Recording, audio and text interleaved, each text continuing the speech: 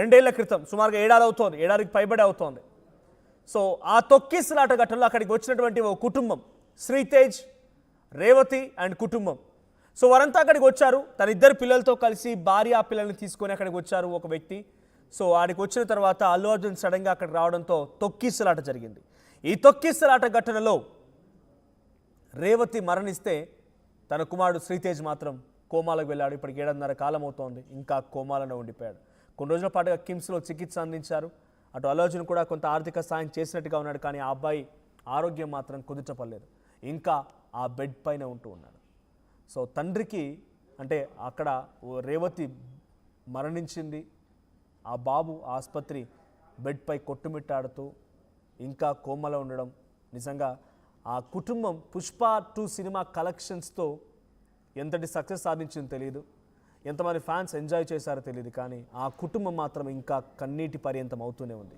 ఆ కుటుంబం ఇంకా రోజు రోజుకి తన కుమారుడు ఆసుపత్రి బెడ్ పై నుంచి మళ్ళీ ఇంటి దగ్గర బెడ్ పైకి వచ్చి ఉలుకు లేదు పలుకు లేదు, ఎవరిని గుర్తుపట్టడం లేదు. రోజు చక్కగా తన కళ్ళెదుట ఆడుకున్నటువంటి ఆ కొడుకు చనిపోయినటువంటి ఆయన ఆసుపత్రి బెడ్కే పరిమితం అయినటువంటి ఆ సిచ్యువేషన్ చూసి దాదాపుగా ప్రాణం ఉందా అంటే ఉందంతే.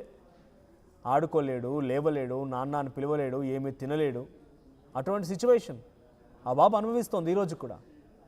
సో ఈ ఘటన పైన అల్లు అర్జున్ని డైరెక్ట్గా కోర్టు ఎదుట హాజరు కావాలని చెప్పి నాంపల్లి కోర్టు ఆదేశాలు జారీ చేసింది. సో గతంలో అల్లు అర్జున్ ఇదే కేసులో పోలీసులు అరెస్ట్ చేశారు కూడా, రిమాండ్ కోసం అని చెప్పి జర్లపల్లి జైలు కూడా తరలించారు. ఇక బెయిల్ విషయం రాగానే ఒకసారిగా ఆయన్ని మళ్ళీ వదిలేశారు. సో అటు నాంపల్లి కోర్టు ఆయనకి రిమాండ్ విధించడంతో జైలుకి తరలించడం, మళ్ళీ అక్కడి నుంచి ఆయన సుప్రీంకోర్టుకు వెళ్ళడం, హైకోర్టుకు వెళ్ళడం, హైకోర్టులో బెయిల్ రావడంతో ఆయన చివరిగా ఇక రిమాండ్కి వెళ్ళి ఆల్రెడీ చెర్లపల్లికి వెళ్ళి ఆడ కూర్చున్న వ్యక్తి మళ్ళీ బయటకు వచ్చేశారు. సో ప్రజెంట్ ఆయన ఈ కేసులోనే మరోసారి కోర్టు మెట్లు ఎక్కాల్సి ఉంది. మా ప్రతినిధి నిర్మల సిద్ధంగా ఉన్న నిర్మల, సో ఇంకా శ్రీతేజ్ బెడ్ పైనే ఉన్నాడు. పుష్ప 2 సినిమా ప్రీ రిలీజ్ ఈవెంట్లో జరిగినటువంటి ఈ ఘటన బహుశా ఎవరు కూడా మర్చిపోలేరు.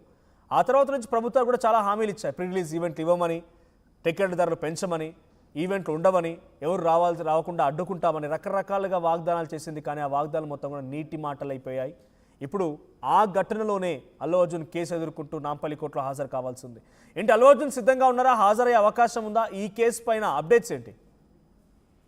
ఎస్ మనోజ్, ఈ ఘటన మాత్రం 2024 డిసెంబర్ 4వ తేదీన జరిగిన ఈ ఘటనను దృష్టిలో పెట్టుకుంటే మాత్రము ఇప్పటికీ శ్రీతేజ్ అయితే తీవ్ర గాయాలతో తను ఇప్పటికీ కూడా కోమాలోనే ఉన్నాడు. అయినప్పటికీ A11 గా సంధ్య థియేటర్ తొక్కిసలాట్లో A11 గా అల్లు అర్జున్ అయితే ఉన్నాడు. మరి ఈ అల్లు అర్జున్ కి ఇప్పుడు డైరెక్ట్ గా తను రావాలి, స్వయంగా హాజరు కావాలి నాంపల్లి కోర్టులో అని చెప్పేసి సామాన్లు జారీ చేసినప్పటికీ ఇప్పటి వరకు అయితే అల్లు అర్జున్ నుంచి ఎటువంటి సమాధానం అయితే బయటికి రాలేదు. కానీ అల్లు అర్జున్ ఒకవేళ హాజరు కాకపోవచ్చేమో అనే అంచనాలు కనిపిస్తూ ఉన్నాయి. ఎందుకంటే ఇప్పుడు ఈ ఘటన జరిగి 1.5 సంవత్సరాల కాలం పూర్తి అయినప్పటికీ కూడా తన మీద విధించినటువంటి ఆంక్షలు, అంటే ఆ సినిమాకి ఎటువంటి ఛార్జీల పెంపు కానీ, అసలు రిలీజ్ అయిన ఎడల కూడా టికెట్ల పెంచడం కానీ, బెనిఫిట్ షోలు కూడా రద్దు చేస్తున్నామని తీసుకున్న నిర్ణయాలు కానీ, అలాగే అల్లు అర్జున్ ని ఆ రోజు సెంచల్గూడ జైలుకి రిమాండ్ కు తరలించినప్పటికీ కూడా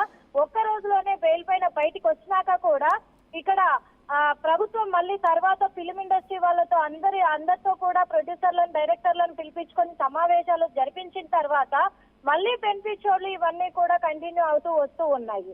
అలాంటిది ఇంకొక విషయం కూడా, ఇక్కడ ప్రభుత్వము సినిమా వాళ్ళను గుర్తించి కొన్ని అవార్డులు ఇచ్చే విధిగా అందులో అల్లు అర్జున్ కూడా ఉండడం అనేది అందరినీ ఆశ్చర్యానికి గురి చేసింది. కాబట్టి ఇప్పుడు అల్లు అర్జున్ డైరెక్ట్ గా కోర్టుకెళ్లి ఆయన హాజరు కాకపోవచ్చు కోర్టులో అని చెప్పేసి అంచనాలు అయితే కనిపిస్తూ ఉన్నాయి. కానీ ఓ పరంగా చూసుకున్నట్లయితే శ్రీతేజ్ కుటుంబానికి మరి అల్లు అర్జున్ వెళ్లి పరామర్శిస్తున్నారు.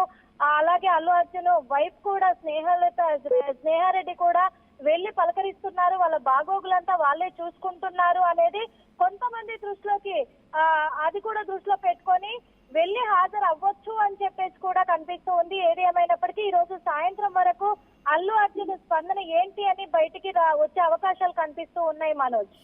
Right, thank you Nirmala. So మొత్తంగా అల్లు అర్జున్ A11 గా ఉన్నారు ఈ కేసులో. 23 మంది మొత్తం ఇన్వాల్వ్ అయి ఉన్నారు. సంధ్యా థియేటర్లో ఆ రోజు పర్మిషన్ కూడా సంధ్యా థియేటర్ ఎక్స్పెక్ట్ చేసింది చిక్కడపల్లి పోలీసుల నుంచి. కానీ పోలీసు పర్మిషన్ ఇవ్వలేదు. పోలీసు అక్కడ పర్మిషన్ లేదని చెప్పి తిరస్కరించారు కూడా. అక్కడ ఎటువంటి ఇన్ఫర్మేషన్ లేకుండా పోలీసులకి సరే వాళ్ళు పోలీసులు కూడా అక్కడ కొంత అత్యుత్సాహం ప్రదర్శించారనుకోండి. ఎందుకంటే అక్కడికి వచ్చిన సంఘటనలో నిజంగానే వద్దు అనుకున్నప్పుడు ఆపాల్సింది, ఆయన వచ్చిన తర్వాత అటు నుంచి అటు వెనక్కి పంపించాల్సింది. కానీ పోలీసులు ఆయనకి రక్షణ కల్పించి వచ్చాడు కదా అని చెప్పి ఫ్యాన్స్ని కలవమని చెప్పి ఆయన బయటకు వచ్చి చేతులు ఊపి కాళ్ళు ఊపి గాల్లో ముద్దులు ఇచ్చి ఆ తర్వాత థియేటర్ లోపలికి వెళ్ళే సమయంలో రేవతి అనేటువంటి ఒక మహిళ చనిపోతే ఇంకో బాబు ఆసుపత్రి బెడ్పై ఇప్పటికీ ఇంకా పడుకొని ఉండాల్సిన పరిస్థితి వచ్చింది.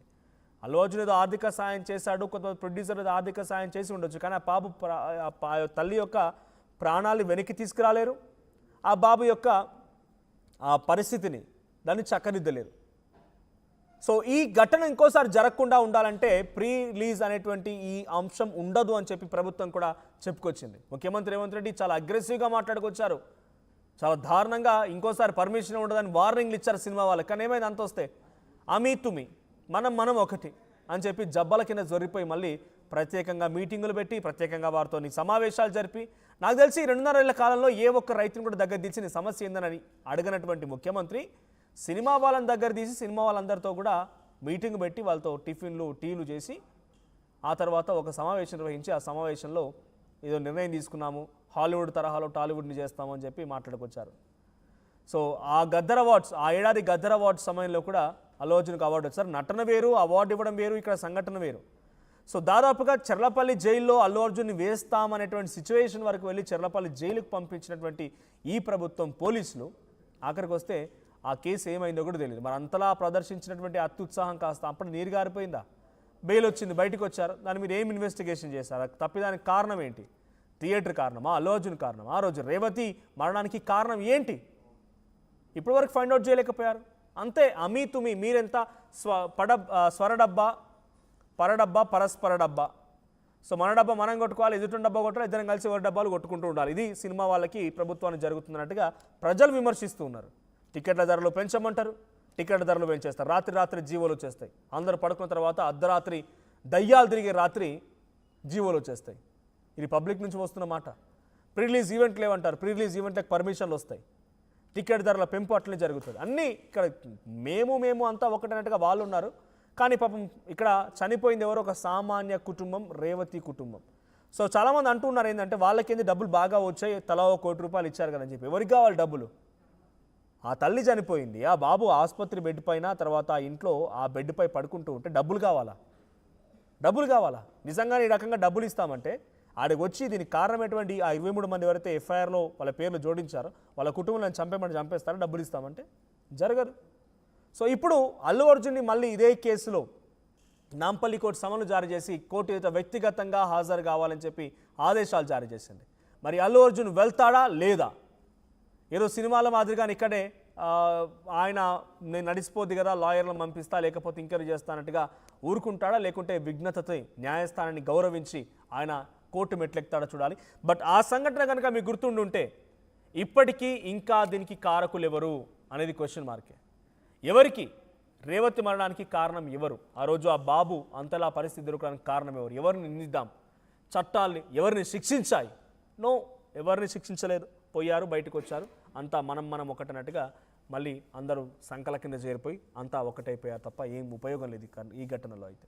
సో మీకేమనిపిస్తోంది, దీనికి కారకులు ఎవరు? రేవతి మరణానికి ఆ శ్రీతేజ అనే అబ్బాయి ఇంకా ఆ బెడ్పై ఒక విగత జీవిగా ఉండడానికి, విగత జీవి ఇన్ ద సెన్స్ ఆయన చలనం లేదు, పిలిస్తే పలకడం లేదు, నాన్న అని పిలవడం లేదు, తిండి తినడం లేదు, కేవలం బెడ్పై ఉన్నాడా అంటే ఉన్నాడా అంతే.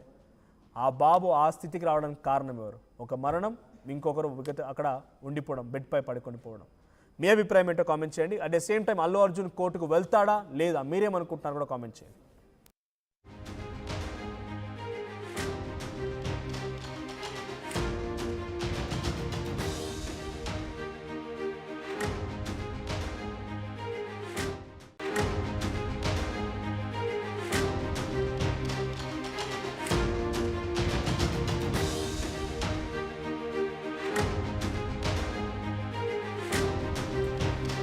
అల్లు అర్జున్కి నాంపల్లి కోర్టు బిగ్ షాక్ ఇచ్చింది. సంధ్యా థియేటర్ తొక్కిసలాట ఘటనకు సంబంధించిన దాంట్లో ఆయన A11గా ఉన్నారు. ఇప్పటికే